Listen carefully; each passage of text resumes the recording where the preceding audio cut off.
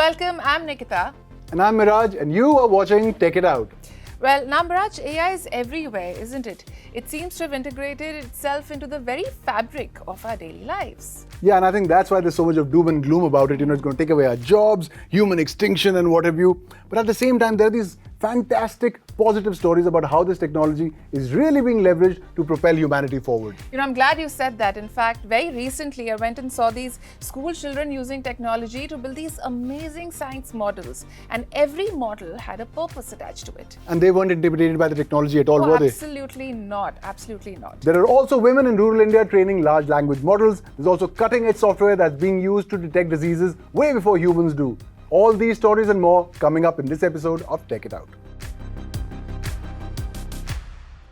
Nikita, I loved the story about the science fair you went to. I mean, these kids seem so well ahead of the curve when it comes to AI and technology in general, eh? Absolutely. It was a visual treat to watch these young innovators from across India, and they're actually turning their ideas into real impact. And that was the best part about the fair. This platform for budding scientists celebrates curiosity, research, and scientific excellence. Take a look. Future of India, eh? Absolutely.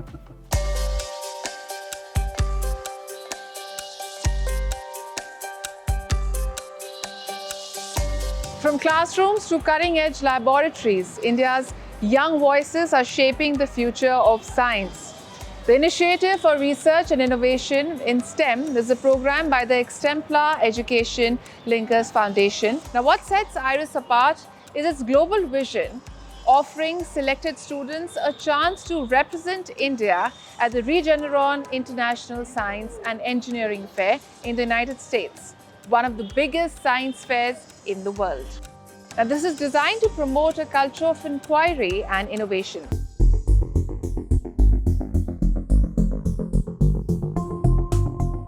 Hi, my name is Javesh and I'm from South Africa. Hi Javesh, how's it going? Good on you, good on you. So this is my project for the visually impaired individuals.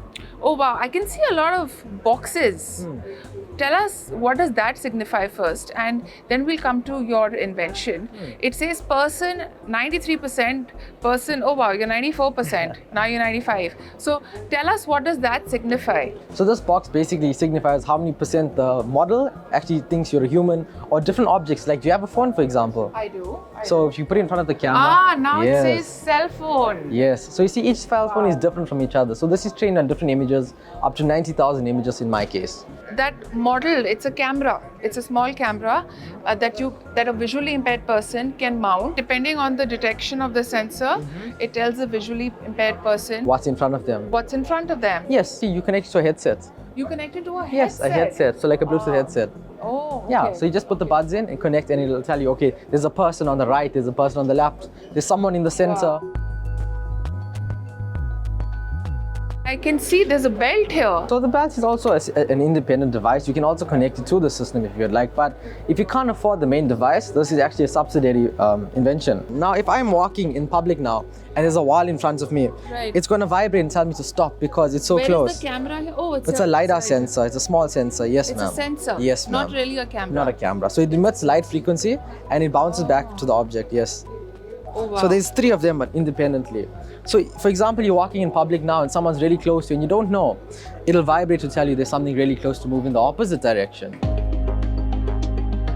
At the heart of this innovation fair is a deep concern for the planet. From low-cost, clean energy models to ideas tackling waste, water conservation and climate resilience, these young innovators are thinking far beyond textbooks.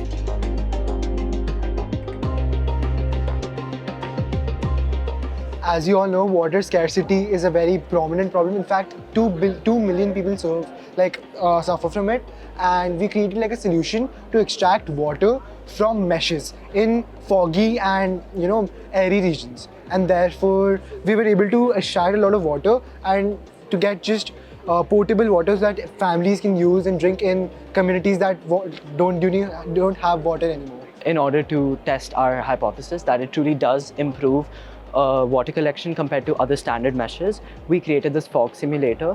So in this, we have our ultrasonic humidifier, which provides fog with the correct droplet size according to fog in real life. Here we have our stand, our makeshift stand, where our mesh can be attached, so that it's in contact with the fog. Right below, there's a glass, a beaker to collect the water.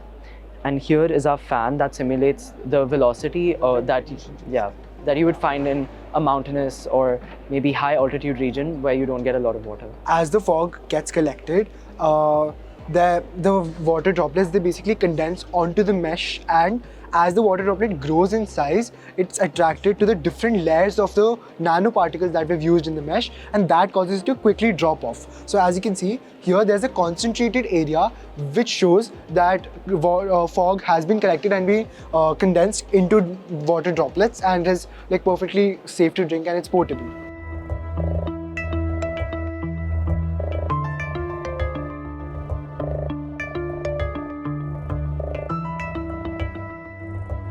As you can see, this is a motor which ensures that the compost is uniform throughout, which also improves the aeration of the compost, which speeds up the process. So I'll just demonstrate how the motor works. There's a concept called fertility when you're talking about soil that talks about like the nutritional content of the soil. And in India, basically the fertility of the soil has been reducing over the past few years. Solution to this problem is compost. However, when you think about compost, the quality is very inconsistent and it's difficult. The process is also very difficult. What my project basically does is it's a smart composting system which automates the process of composting and also allows farmers to understand how they can improve their compost through a machine learning website. But getting to the IRIS stage isn't easy. Behind every shortlisted project is a rigorous research-driven selection process that brings together India's brightest young innovators and some of the most respected scientific minds in the country.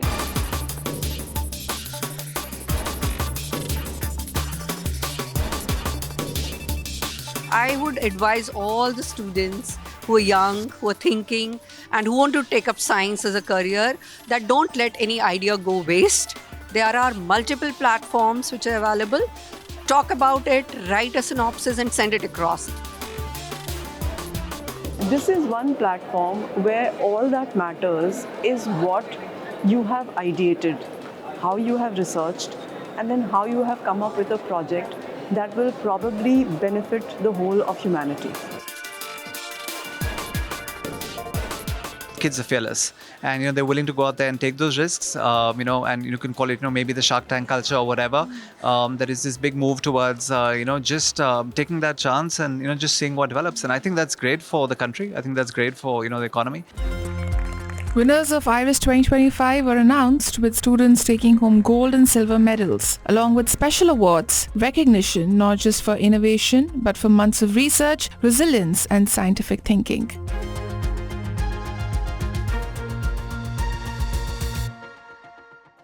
Scientific research involves identifying patterns in large swathes of data, often spread over long periods of time, and which can be difficult to spot for researchers.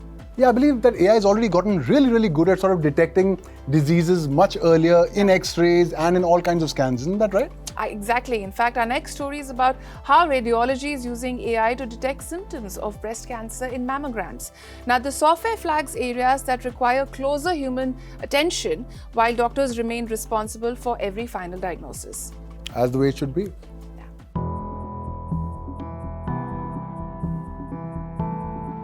For decades, the efficacy of breast cancer screening has relied on a singular variable, the human eye. Radiologists scan mammograms for patterns often hidden in dense tissue clues that appear long before a patient feels a symptom. It is a process that requires significant time and high-level expertise. And as screening programs expand globally, the volume of data has begun to outpace the available workforce. In response, clinical environments are increasingly adopting artificial intelligence as a layer of triage. The software does not replace the physician. Rather, it flags specific coordinates on a scan for human review. It acts as a kind of second look, helping ensure we don't miss an anomaly. At the Gustave Roussy Institute in France and within Sweden's national screening infrastructure, this partnership is now routine. A recent analysis of more than 100,000 mammograms compared the traditional double reading method, where two doctors review every image, against a system supported by AI. In the digital workflow, the algorithm analyzes the data first, highlighting areas that warrant closer inspection. It's very sensitive, but it can generate a lot of false positives. That's why the radiologist's human reading remains essential, because we tend to eliminate the false positives produced by the AI software.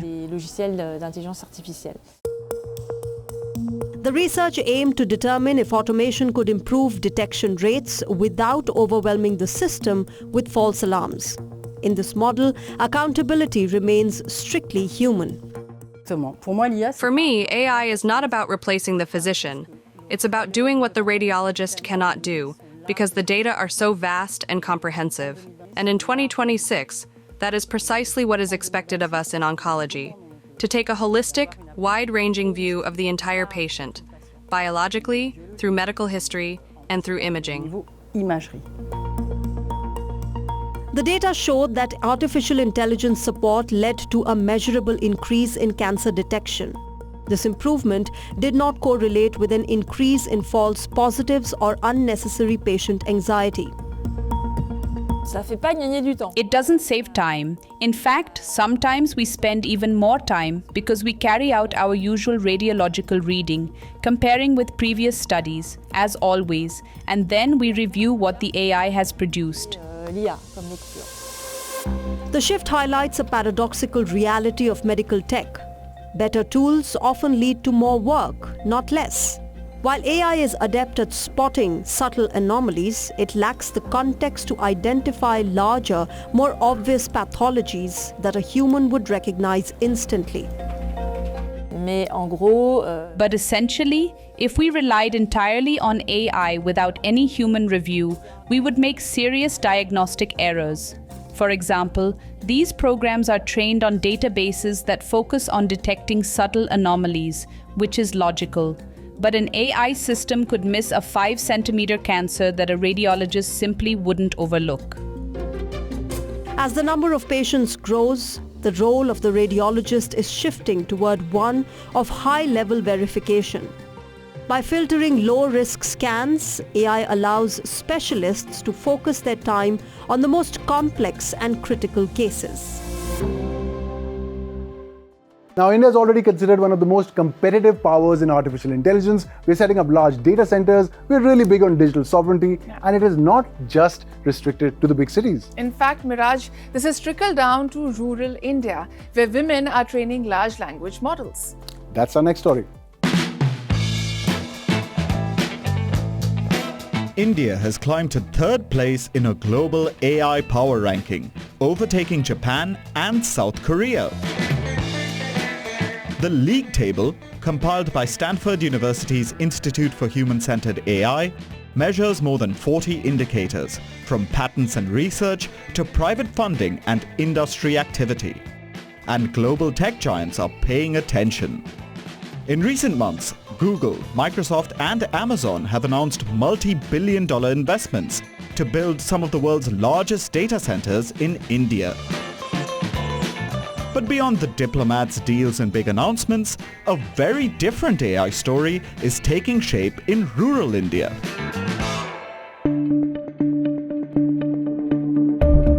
For decades, India has powered the global tech industry from behind the scenes. But this time, the AI boom is not just being built in glass towers and tech parks. It is moving beyond India's metros and into small towns and villages. In India's eastern state of Jharkhand, 27-year-old Chandmani Kerketa spends her days working on the farm. And at night, she helps teach machines how to see and understand the world. After tending crops, she logs on for a night shift of data labeling, annotation and quality checks. She looks at images, videos and documents and tags what's in them. For example, a road, a person, an animal or a sign. This training data is then used to build AI models so that algorithms can recognize things accurately and safely. This is the same kind of human-verified data used to train systems such as driverless cars. Kerketa comes from one of India's constitutionally recognized tribal communities. She was the first person in her family to go to college. After a basic computer course at her village school, she joined a fast-growing rural AI workforce. Housekeeping में रखते वहाँ आए तब हमको पता चला कि computer में While I was working in housekeeping at a firm, I came to know that they did this kind of work on computers. I had learned how to operate a computer for knowledge purposes. When I saw other people, I also yearned to sit in a chair and work on a computer. Computer ही दिख गया कि उसी के मतलब काम हो रहा है. An estimated 200,000 people in India's villages and small towns now work in data labeling and annotation. According to the US-based company Scry AI, India accounts for around half of the world's data labeling workforce. Workers can label hundreds of files in an 8-hour shift from their homes or from small internet-connected centers. Further south in Tamil Nadu, Indu Nadarajan travels along a winding rural road to a small-town AI office. Her job is to label images for autonomous vehicles, from road markings and headlights to pedestrians and animals on the street. Nadarajan works for Next Wealth, an AI-enabling services company headquartered in Bengaluru, with delivery centers across small towns. The company supports clients in the United States, Europe and across Asia. Salaries range from around $275 to $550 a month. Nadarajan has a master's degree in mathematics, and for her, learning about AI without leaving her hometown is a source of pride. நிறைய பேருக்கு வந்துட்டு இத பத்தி awareness இருக்குமா என்னன்னு தெரியாது. I feel very proud because not many people are aware of this. There is a lot of difference between normal work and working with AI. People will try to learn about AI in the future, but I already have an awareness of it, and since I know it well, I feel proud. Every AI model, no matter how advanced, depends on vast amounts of labeled data. The more precise the labeling, the better the system performs. And while AI-driven automation is expected to replace some jobs, industry leaders say this back-end AI economy could also create new ones, particularly in regions long left out of the digital boom. The fact is, AI is eliminating certain kinds of jobs. So the trick is, from our point of view, our objective is to create employment. What other employment these people can do? So we are not worried about AI, we are not worried about company, we are worried about providing jobs. As artificial intelligence reaches deeper into rural India, it is quietly reshaping who gets to participate in the technology economy. And for many women from conservative and remote communities, AI is not just a future technology, it's a job, an income, and for some, it is a first step into the digital world. The most amazing thing about technology today is not about how advanced it is, but the speed at which it's getting there. If you look at the timescales involved in history, agricultural revolution a few hundred years, industrial revolution 100 years, half of that for the digital era, now we're in the age of AI. It's not just changing and advancing, it's picking up speed. Absolutely, Miraj, it really is. And I don't mean to play the devil's advocate here, but we probably just need to take 5 and just, think about where we are heading with AI. Famous last words, Nikita. And I just want to ask, how do you use AI? And is it amplifying your skills? Let us know how in the comment section on WION's YouTube channel. Keep watching Tech It Out and like us on social media. On that note, have a good one, people.